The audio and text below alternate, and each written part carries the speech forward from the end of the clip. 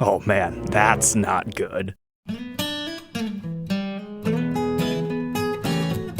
Welcome back, Troglodytes, to your daily dose of guitar information, the Trogly's Guitar Show. Oh, how the mighty have fallen. We used to get 16 guitars a week, then we got cut down to 12 for the past 3 weeks, but this week, only 8? I'm sorry guys, I have to discontinue this series. I don't have enough content to make. Nah, I'm just kidding. Remember last week we talked about how all these things were on pre-orders? Gibson is doing their inventory, so I'm betting that's the reason why we've been seeing the number of releases get cut down. Which, if you've never worked retail and had to go through the painstaking process of inventory, consider yourself lucky. They definitely need the manpower to do all the counting. I mean, the European demo shop is just completely shut down right now. They didn't bother updating this week. But just because we didn't have as many does not mean we didn't have a few weird ones. Let's start with this Les Paul Jr. in Faded Maroon. This was almost bizarre enough to buy. Look at it. It's a string through Les Paul Jr.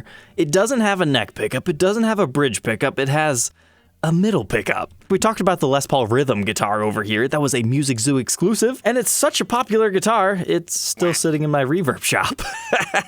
Now granted, those were custom shop guitars, so the price point is a little bit different, but this was a Gibson USA that, I don't know, must have showed up at the mod collection with nothing done to it, so they thought, let's just put a middle pickup in here. Be like a vintage ES 225. Slap a Nashville bridge on it for good measure, leave it volume and tone control. But oh my goodness, I didn't realize it has binding on the fretboard. Yeah, I should have bought that. That had to have started life as a Les Paul Special, even though they called it a Junior.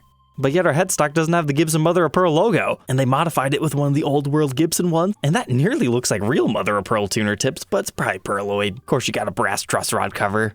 But judging by this photo, it was definitely a satin finish, and it was just a completely red back, and you get to see the ferrules. And it still had a nice case, but that was $2,099, whereas a normal one's only $16, so they were indeed charging a small premium. Kind of regret not buying it, because I was just waiting for that one additional it factor, and it's the bound fretboard, because now I really just don't understand what this started life as. But if that one's too bizarre and out there in left field for you, how about Red Glint Tuxedo? We don't see Gibson redo many 57 reissue gold tops. And I'm guessing these photos do it no justice, but this appears to be some sort of a dark oxblood finish that'll have a red hue to it when you view it in the light. And then it's gonna have all your regular 57 specs as far as your historic knobs, plastics, pickups, ABR1 bridge, long neck tenon, all that good stuff. But then your back is still natural. In this case, it actually seems to be a little bit more tinted than normal. But it's really that side profile shot that's going to look awesome. But you know what? Maybe I'm wrong. It almost has like a dark purple hue to it, and now I'm starting to see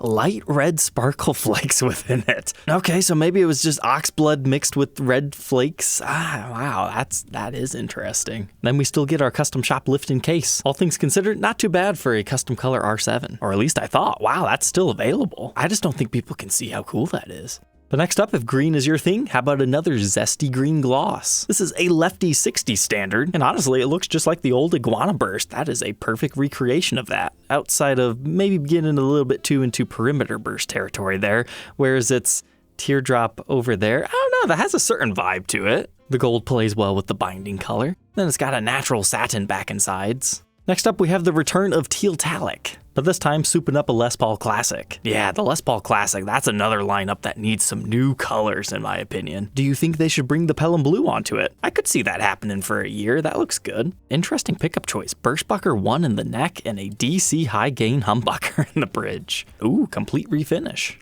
But if blue's not your thing, how about Riverside Red? This one was done up on a 50 standard. Now Riverside Red, the first time I'm aware of that was back in the late 90s, around 97 with the Catalina series, where you could actually find them all red. Now they had the white plastics and they made them look really cool. You can check out this full review and demo if you need to learn all about the first chambered Les Paul, with an asterisk. But this thing is so evil with your black plastics. Love the fact that it has the P90s. That's looking pretty good even without the pick guard. But ooh, that looks good. Mother of Pearl Gibson logo and red decal that looks just slightly larger than normal, especially once you pair it in with your black tuner tips. I think that's the best those things have ever looked. I mean, they just came out with a tobacco burst color on this model. Imagine if this was the new one. And I didn't really appreciate this one on launch day, but it's kind of warmed up to me. It's called Butterscotch Satin SG Standard. It's got an interesting bumblebee-like vibes going on. You've got 2 uncovered humbuckers here, and then you've got Firebird pickup in the middle just for fun. Black chrome hardware. You need voodoo-style knobs on here with red numbering, and then a green switch tip to get your whole ketchup relish mustard vibes going on. But they blacked out the headstock and refinished the back as well. So all these so far have been pretty alright, but if you're feeling a little bit more conservative in your looks, I think you're really going to enjoy this Les Paul Custom that was offered at a $300 discount. It's called Silvertop. Naturally, when I think Silvertop, I imagine it's going to have a silver top and maybe black back and sides. So yep, that checks out on the front.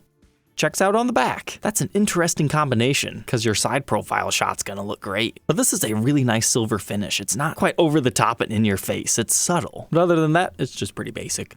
And then lastly, we had Red Flake Metallic 335. I mean, it doesn't appear to be custom shop and they're asking like $1,000 more. I suppose when we zoom in here, it's not just red like I thought it was. It does have a sparkle flake to it, but it almost looks like that is only in the clear coat. Like they just took a regular red 335 and then put red sparkles over top of it and re-clear coated it. But the neck's all sparkly as well.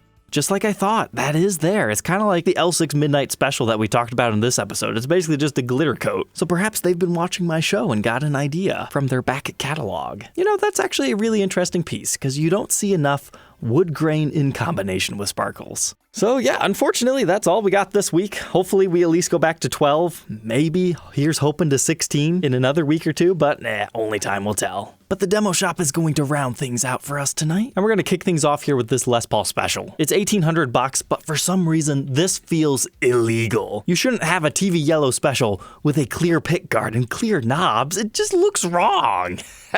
I don't know why. It just completely transforms the look. Like, I'm not entirely opposed to it, but something about it just makes you go, huh, why are the back plates not also clear? Here was a Les Paul Classic that they modded up. It's got a lot of straight wood grain, kind of reminds me of the 80s, just without the cross-hatched flame on top of it. Black plastics on a honeyburst finish with the natural back and sides. This is another one that just looks completely different. This is a Les Paul Studio. Those are $1,600. So they are asking a $200 premium. And basically they just refinished it in a dark natural. It's got some interesting ringy wood grain. However, you know, they took a full-on studio that looks like this, and honestly, I think they made it look cheaper.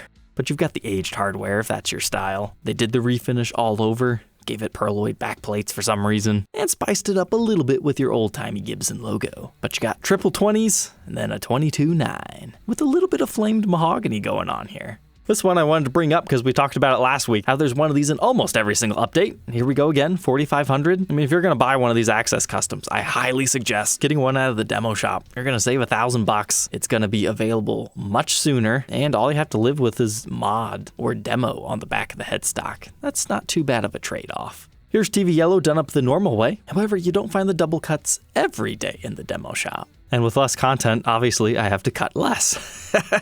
Continuing on with that theme, here's the Anaconda Burst, one of the nicer tops I've seen on one of those.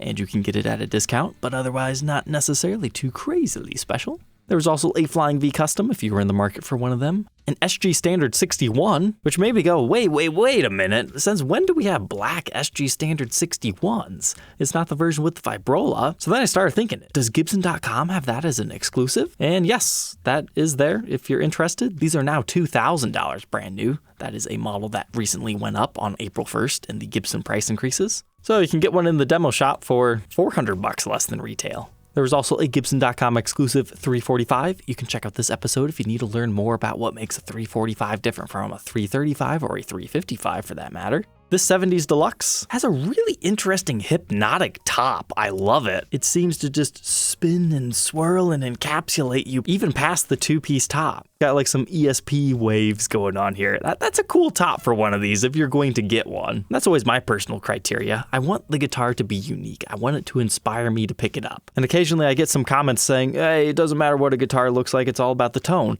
I totally agree with you up to a point, but if you're a guitar show online, you kind of have to focus on the aesthetics because you can't look at this and go, oh yeah, this plays so good at the 12th fret. And there's only so much I can do with that in my reviews and demos because I can't universally share that with people, but we can talk about the aesthetics. And most importantly, which is what my entire channel is about, is the history, making sense of each model, finding where it belongs, and what makes it so unique. But on top of that, we've got the olive drab 70s Flying V going on. This 50s Standard Faded made the cut because it reminded me of those whiskered guitars we talked about last week. The 60s Unburst just has a pretty nice top. And then lastly, somebody quickly snapped up this Silverburst, which it just looks like they played with our pickup covers. Not too much else besides swapping our truss rod cover too for some reason. I guess that was enough to stamp it a mod instead of a demo. But 57 classic pickups. Interesting choice. All right, Troglodytes, I hope you enjoyed this week's recap. Don't forget to like, comment, and subscribe, and we will catch you tomorrow on the next one. Take care.